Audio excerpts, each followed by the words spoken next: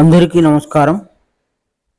విద్య నేర్పిన గురుదేవుల పాద పద్మములకు శిరస్సు ఉంచి నమస్కరిస్తూ ఈరోజు మనం చిందించుట అనేటువంటి అంశం గురించి మాట్లాడుకుందాము. చిందించుట అనే పదము ఎక్కడ ఉపయోగిస్తారు, ఎందుకు ఉపయోగిస్తారు అనే దాని గురించి కొంత పరిశీలన చేద్దాము. ఎందుకు ఈ పరిశీలన చేయాల్సిన అవసరం ఈ వాక్యమునకు ఉన్నది అంటే, క్రైస్తవ సమాజంలో బైబిల్ని అనుసరిస్తున్నవారు, సువార్థికులము అని పేరు చెప్పుకుంటున్నవారు, మన కొరకు క్రీస్తు రక్తమును చిందించెను అనేటువంటి మాట చెప్తూ, ఆయన రక్తంలో కడగబడాలి, తుడవబడాలి, తాకాలి అని రక్తము అనేటువంటి పదాన్ని ఎక్కువగా ఉపయోగించటం వలన ఈ రక్తము ఏంటిది అనేటువంటి ఆలోచన అనేక మందికి సంశయంగా ఉంటుంది. మేకల రక్తము కానీ, కోడి రక్తము కానీ ఎవడు తీసుకొని తాగడు, అది ఒంటికి పూసుకోడు, దాంతో కడుక్కోడు. రక్తము అనేది ఏదైతే ఉందో అది శరీరంలో ఒక భాగము. అది శరీరంలో ఎముకలు, కండరాలు ఏ విధంగా ఒక భాగమై ఉన్నాయో రక్తము కూడా ఒక భాగము గనక ఆ రక్తము నశించిపోయేదే కానీ జీవింప చేయునది కానీ కాదు. అంటే ఎల్లప్పుడూ ఉండేది కాదు, క్షయమైనది అని అర్థం. మనిషి చనిపోయిన గంటలోపు రక్తం గడ్డగట్టిపోద్ది, దాని ఉనికి కోల్పోద్ది. ఇట్లా కోల్పోయేది, మారిపోయేది, నాశనం అయ్యేది, ఈ రక్తంలో కడగబడేది, ఇదంతా మనం ఆలోచన చేస్తే ఈ వాక్యం దగ్గర మనం ఏదో తప్పుదో బట్టి పోతున్నాము, సాతాను మనల్ని ఏదో పక్కదారి పట్టించినట్లుగా కొంత తెలియబడతా ఉంది.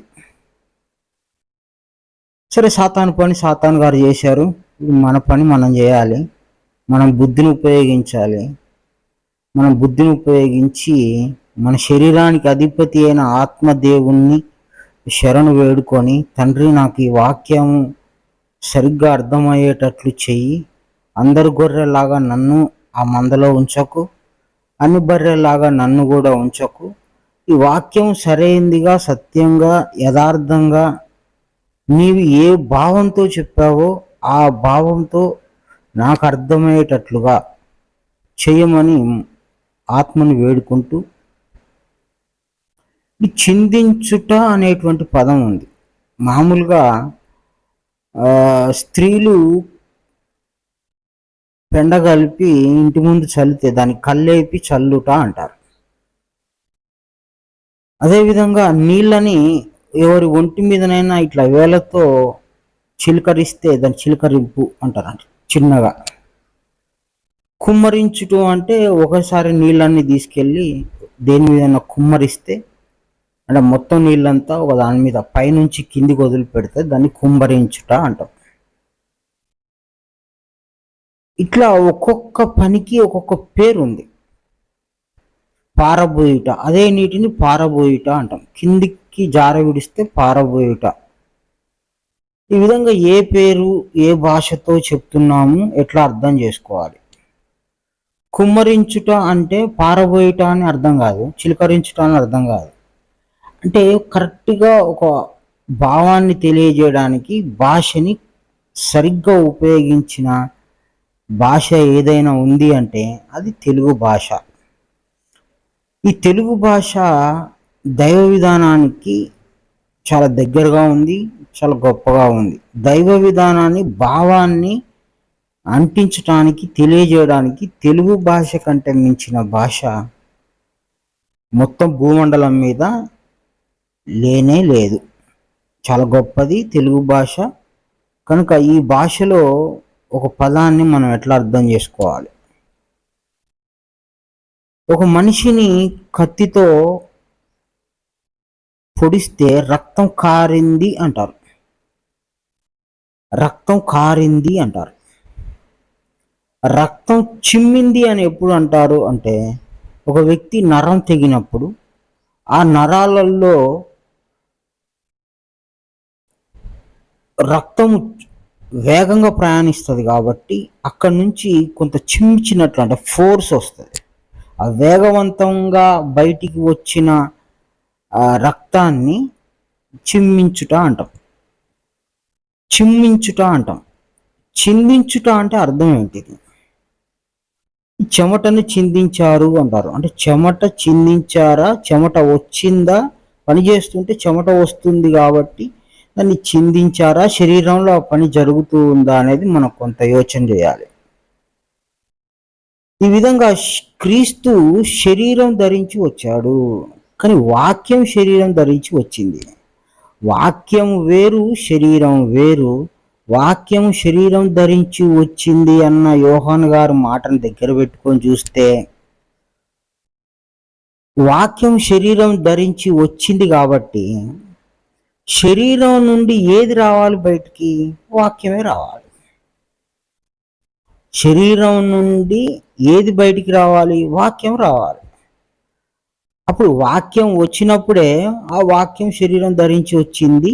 మళ్ళీ ధరించిన వాక్యం ఏదైతే ఉందో అది బయటికి అదే కక్కుతుంది, చిమ్ముతుంది, చిందించబడుతూ ఉంది, తెలియబడుతూ ఉంది.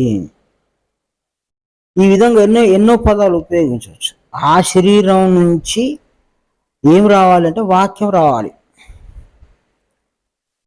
ఇప్పుడు వాక్యము చిందించుట, చిమ్మించుట, విస్తరించుట, తెలియజేయుట, ఇట్లా ఎన్ని పదాలను ఉపయోగించిన శరీరంలో ఏముందంట? వాక్యము. యోహాన్ గారి మాట ముందు పెట్టుకుందాం.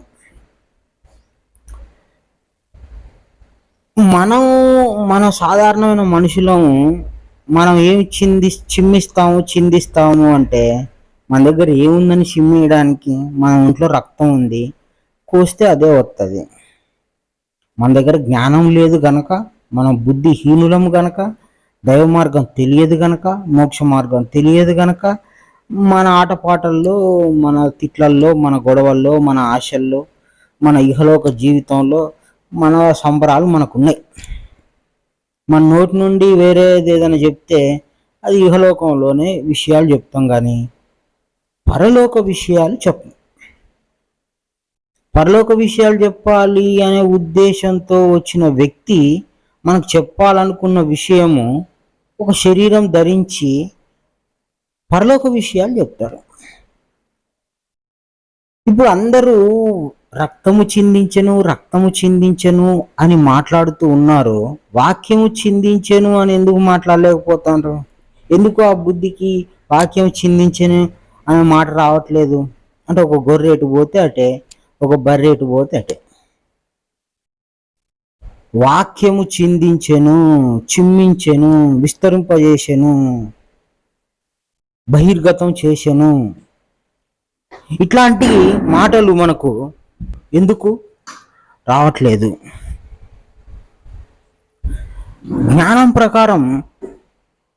జ్ఞానం ప్రకారం దైవ విధానంలో చిందించుట అనే పదము సత్యమే, వాస్తవమే.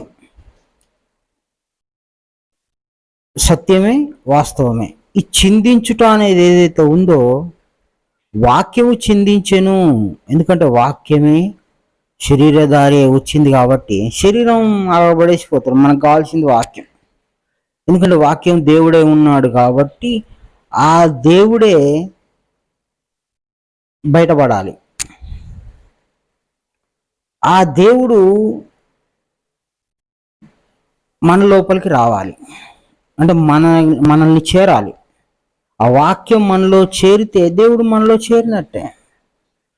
మనలో అంటే ఎక్కడ? మన శరీరంలో ఎక్కడికి చేరుతుంది అయ్యా వాక్యము అంటే, మన శరీరంలో బుద్ధికి చేరాల్సిన అవసరం ఉన్నది.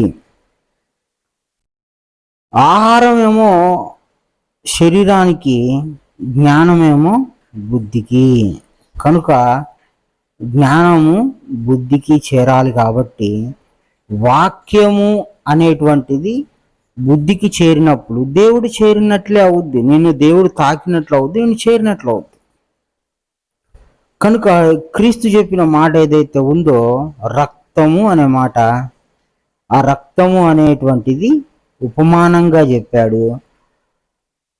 ఆయన బిడ్డలు కాని వారికి, ఆయన అనుగ్రహింపబడని వాడికి,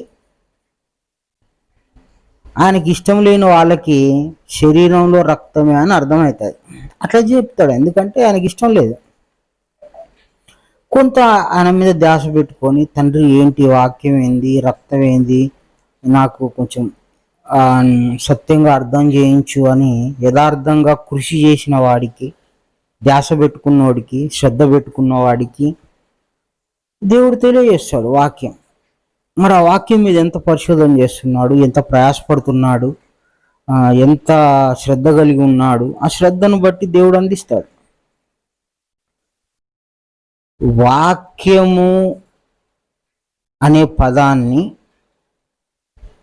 రక్తము అనే ఉపమానంగా ఉపయోగించాడు ప్రభువైన క్రీస్తు.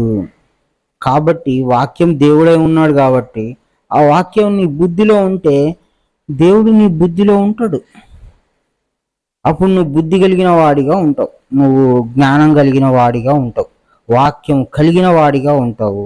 అప్పుడు బుద్ధికి పరలోక రాజ్య వాక్యం వచ్చి చేరినాక ఇహలోక వాక్యము నశించిపోతుంది, లేకుండా పోతుంది. అప్పుడు పరలోక వాక్యం ఏదైతే ఉందో అది అధికారికంగా ఉంటుంది, బుద్ధి మీద పెత్తనం చేస్తుంది, ఇహలోకం మీద పెత్తనం చేస్తుంది. ఇహలోక విషయాల్ని తక్కువగాను, పరలోక రాజ్య విషయాల్ని ఎక్కువగాను చూపిస్తుంది. అప్పుడు బుద్ధికి తాకినప్పుడు ప్రభువైన వాక్యము దేవుడు గనక, ఆ దేవుడు నీలో రుచి చేరాడు గనక అప్పుడు దేవుడు నాలో ఉన్నాడు అని నువ్వు చెప్పుకోవచ్చు.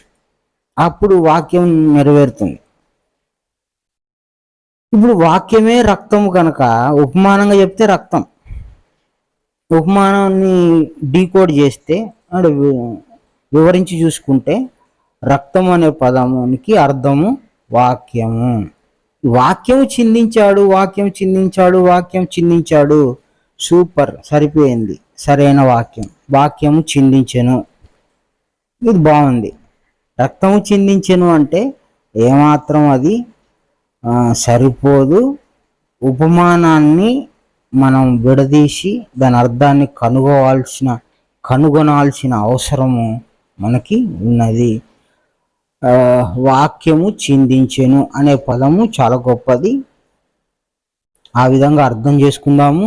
ఇంకా ఒక్కొక్క పదానికి అర్థం తెలుసుకుంటూ పోతే ఈ ఆధ్యాత్మికము, ఈ దేవుడి విధానము, మోక్ష మార్గము మనకి ఈజీగా తెలుస్తుంది. ఎందుకంటే ప్రతి వాక్యంలో అర్థము ఇమిడి ఉంటుంది. ఉపమానంగా చెప్పాడు క్రీస్తు. అందుకే మనం ఒక వాక్యము జారుడుతనంగా కానీ, తేలికగా కానీ, 100 గొర్రెల్లో మనం కూడా ఒక గొర్రె అన్నట్లుగా కాకుండా వేరే వారి మాటలు వినాలి. కానీ అది సత్యబద్ధంగా ఉందా, శాస్త్రబద్ధంగా ఉందా, ఇది అయినా కరెక్టేనా అని మన తండ్రి అయిన ఆత్మను శరణు వేడుకొని దేవుడి మీద ఆధారపడి ఆ వాక్యం ఒకవేళ తప్పైతే, సరైందైనా ఇది సరైందే అయితే నాకు బుద్ధికి అర్థం చేయి, సరైంది కాకపోతే దీని నుంచి నాకు దూరం చేయి అని నువ్వు ఆత్మ మీద ఆధారపడే స్థితి వచ్చేదాకా ఏ వాక్యము మనకు సరిగ్గా అర్థం కాదు, తికమకబడుతూ ఉంటాము, మోక్ష మార్గాన్ని కనుగొనలేకపోవటం చేత ఈ ఇహలోకం అనే నరకంలోనే ఉంటాము. అందరికీ నమస్కారం. గురు సమర్పణం.